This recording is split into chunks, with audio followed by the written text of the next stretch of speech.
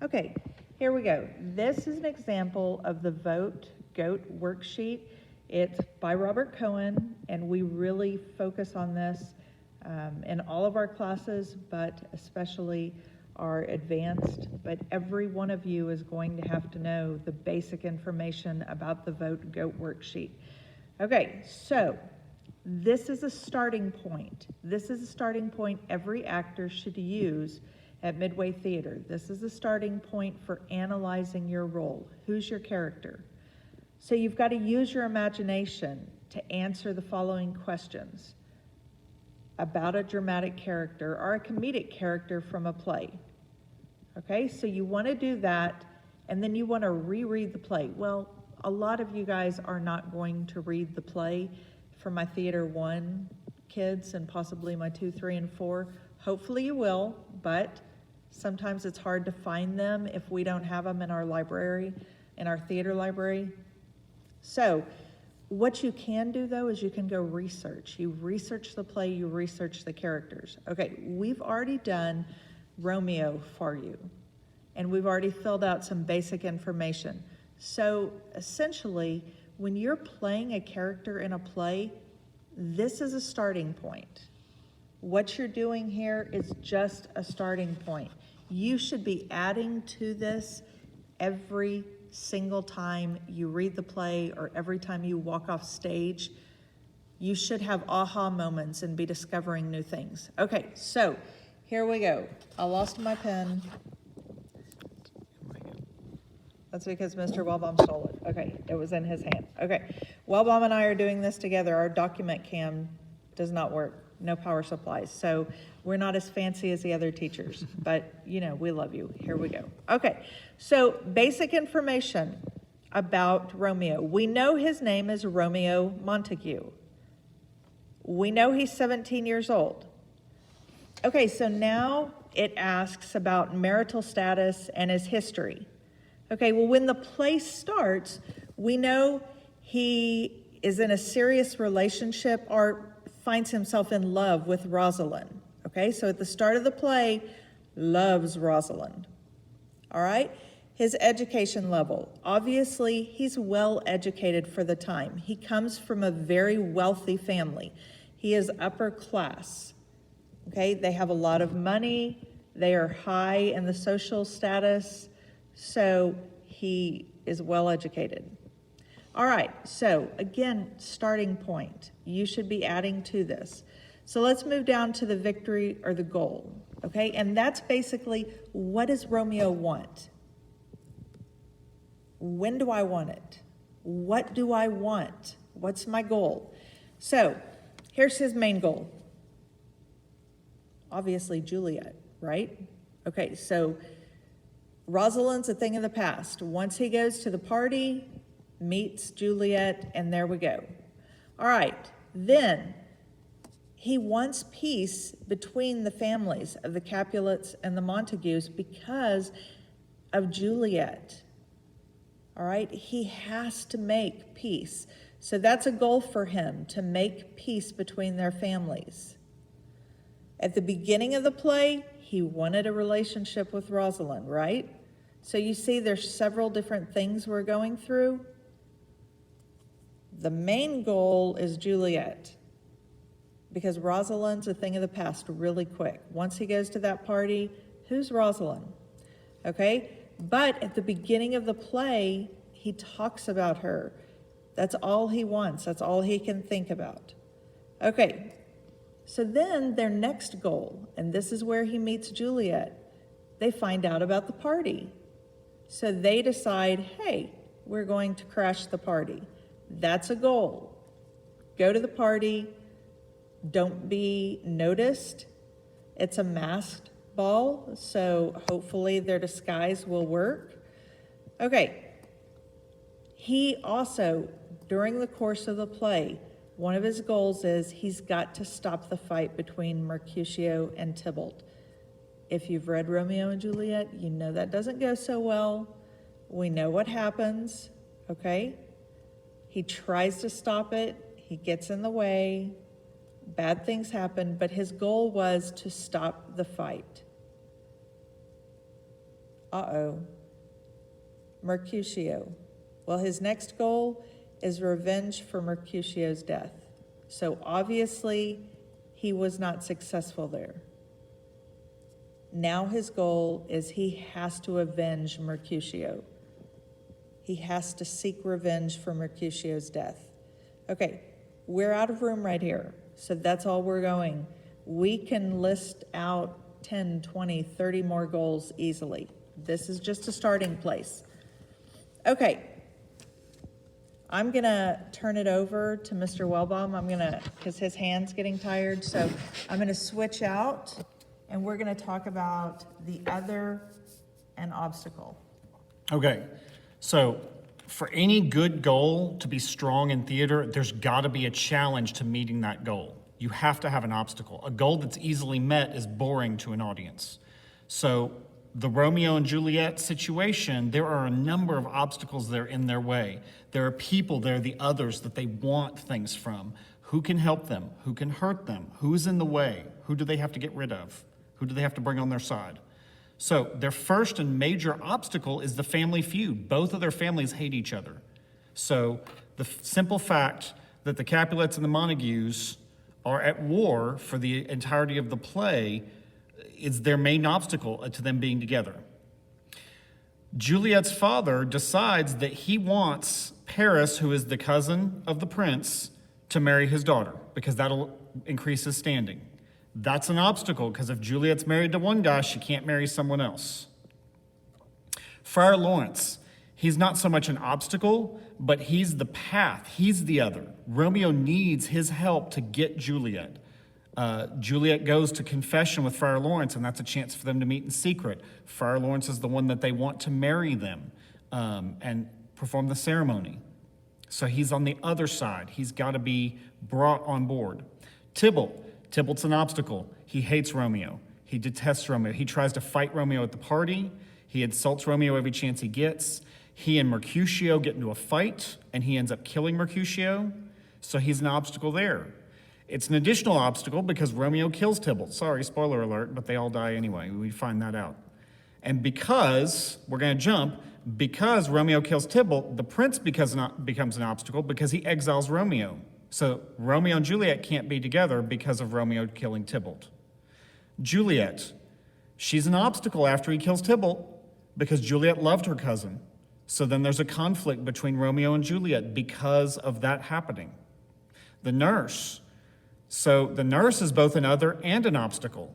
They use the nurse to get together, but then as soon as Tybalt dies, the nurse switches sides and is against Juliet and is against Romeo and is trying to stop them being together. So their obstacles can change throughout the course of the play, just like their goals can change. Okay, we're switching back over because I get where Mr. Wellbaum was coming from. It's hard. My hands get tired really quick. Okay, so like he said, the other is who's helping us or hurting us from getting our goal, okay? We're using them to help us or we're using them to climb over, okay? So we either need their help or we need to get them out of our way. Okay, again, just like Wellbaum said, it's gotta be hard. It can't be, oh, look, there's $1 on the floor. I pick up the $1, now I have $1. My goal was to get $1. It can't be something that's easy. That's boring to the audience. You have to pick your goals that are hard. You have to work for your goals. That's the beauty of acting, is you work for your goals. Good job, Mr. Wellbaum. Okay, tactics. Well, I've got these other people and I've got these obstacles. So now what do? That's where the tactics come in. How can you get it? What gestures will I use? How can I carry myself?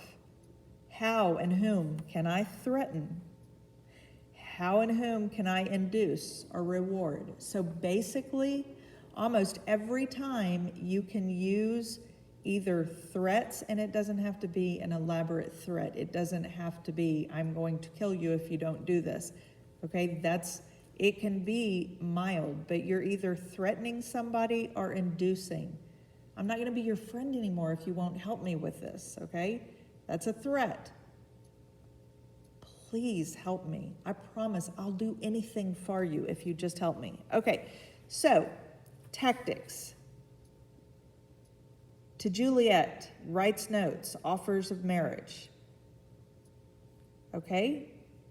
Tybalt, he's offering friendship and love. Okay, Romeo knows. Juliet loves Tybalt. That's her cousin. He cannot let Mercutio and Tybalt fight each other. Mercutio is his best friend. He loves Mercutio like a brother. Juliet loves Tybalt like a brother. They are very close. So Romeo has to do everything in his power. So he's begging, he's offering friendship. Look, let's not fight anymore. Look, let's be friends. We just need to make peace. Like, we don't have to fight. And Mercutio's like, what the heck are you doing? He's insulting you. He's challenging you, and you're trying to run away from this. So this doesn't go well, but those are just some of the tactics. How? How is Romeo going to get past? Here's his goals, okay? How's he going to get past the obstacles? Tactics, that's how he's going to get past it, okay? Last thing. This is so important. We cannot forget this. Okay, we know from the prologue, the very first thing said in Romeo and Juliet, hey, everybody's, they all die. Okay? Sad day, right? So we know what happens. We know the loss. But you, as an actor, have to have the expectation, I'm going to succeed. I'm going to get what I want. I believe with all my heart. So Romeo has to believe with all his heart that he and Juliet are going to have their happily ever after, that they will bring the families together, that they will stop the feuding, that he can become friends with Tybalt, that Mercutio doesn't die. He has to believe. And then once Mercutio's dead and once Tybalt is killed for vengeance, Romeo still has to fight through that and believe, okay, no, our love can still help us succeed. Okay, so we did a Juliet monologue. We did a Romeo goat sheet. If we were to do Juliet, and we're not going to do a whole thing, okay? But, just basic information about her. We obviously know her name. It's Juliet, what? Capulet, okay? So Romeo Montague, Juliet Capulet. Her age, she's not quite 14, I know, yikes. Again, things were different back then, but that's still young, okay? So she was 13 years old, almost 14. Okay, her marital status and history. So, what we've got is, we know that she is also incredibly high society, upper class. Okay, the Capulets and the Montagues are both very upper class. We know that once she meets Romeo, she falls in love.